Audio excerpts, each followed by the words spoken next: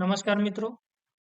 તો આજના આપણા આ વિડીયોની અંદર એડમિન યુઝર છે એ લીવ બેલેન્સ કેવી રીતના કોઈ પણ એમને અંડરના યુઝરનું કરી શકે એના માટેનું આપણે ડેમોન્સ્ટ્રેશન જોઈશું. ફર્સ્ટ ઓફ ઓલ જ્યારે કોઈ પણ એડમિન છે એમના એડમિન લોગિનથી એમની સ્ક્રીનમાં લોગિન થશે, ત્યારબાદ એમને ફર્સ્ટ ઓફ ઓલ એડમિન માસ્ટરની અંદર જઈ અને યુઝર રજિસ્ટ્રેશન ઉપર ક્લિક કરવાનું રહેશે. એના ઉપર તમે ક્લિક કરશો એટલે આ રીતની એક સ્ક્રીન ઓપન થશે. એ સ્ક્રીનમાં એમને જે યુઝરનો HRPN નાખીને એમનું લીવ બેલેન્સ અપડેટ કરવાનું હોય એમનો HRPN અહીંયા નાખીને અહીંયાથી સર્ચ કરવાનું રહેશે. સર્ચ કર્યા પછી લાસ્ટમાં તમને એક ઓપ્શન દેખાશે સર્વિસ બુક, એમના ઉપર એમને ક્લિક કરવાનું રહેશે. તમે સર્વિસ બુક ઉપર ક્લિક કરશો એટલે આ મુજબ એક સ્ક્રીન ઓપન થશે. અહીંયા તમને ઉપરના ટેબમાં ત્રીજો ઓપ્શન જોવા મળે છે કરંટ લીવ બેલેન્સ.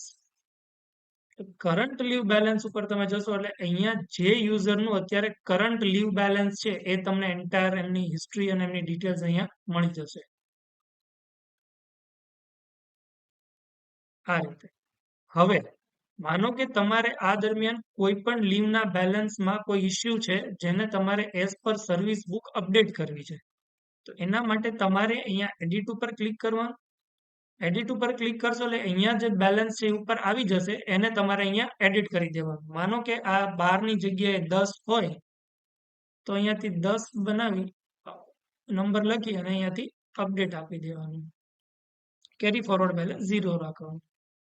એટલું અપડેટ કરશો એટલે અહીંયા તમને મેસેજ આવી જશે અને અહીંયા નીચે છે બેલેન્સ છે એ 10 થઈ જશે.